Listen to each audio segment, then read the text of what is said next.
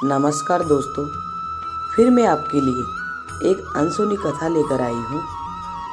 तो आइए शुरू करते हैं।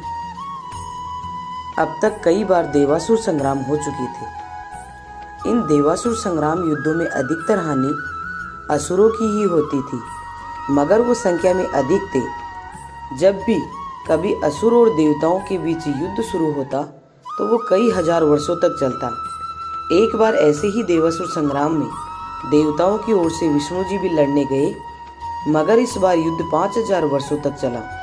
युद्ध में देवताओं की विजय तो हुई, मगर 5000 वर्ष तक चलने वाले उस देवासुर संग्राम में विष्णु इतने अधिक थक गए कि वो एक घने पेड़ की छाया देखकर उसी के नीचे बैठ गए और बैठे बैठे ही सो गए। मगर जिस समय विष्णु पेड़ के नीचे विश्राम करने बैठे थे और उनकी आंख लग गई थी, उनके हाथ में धनुष बाण था और उन्होंने अपने बाण को भी अपनी धनुष की प्रत्यंचा में चढ़ा रखी थी।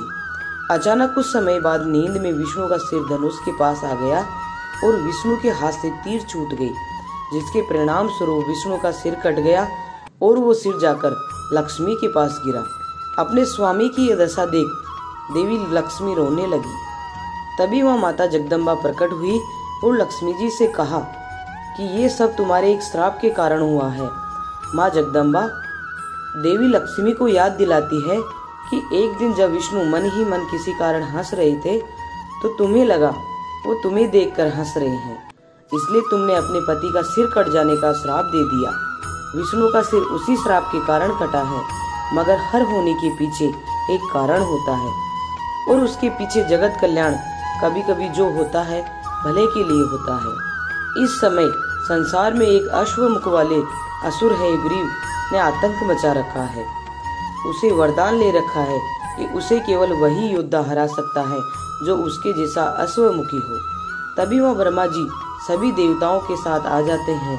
तभी देवी भगवती ने देवताओं को दानव है ग्रीव के वध का उपाय बताया, जिसके बाद ब्रह्मा जी एक घोड़े का सिर काट कर ले आए और उसे विष्णु के धड़ से जोड़ दिया। विष्णु के धड़ पर अश्व का शेष जुड़ते ही वो फिर से जीवित हो उठे और उन्होंने अपने समान दिखने वाले भयंकर असुर हयग्रीव का अंत कर दिया। तो देखा आपने कैसे माता लक्ष्मी ने अपने ही पति विष्णु को दिया था श्राप, और इस श्राप से भगवान विष्णु भी नहीं बच पाए थे। कहते हैं कि बुरे कर्मों का नतीजा हमेशा बुरा ही होता है, तो हमें हमेशा अच्छे कर्म करते रहने चाहिए। अगर आपको हमारा ये वीडियो पसंद आया है तो प्लीज़ इसे लाइक करें और अपने दोस्तों के साथ शेयर करें।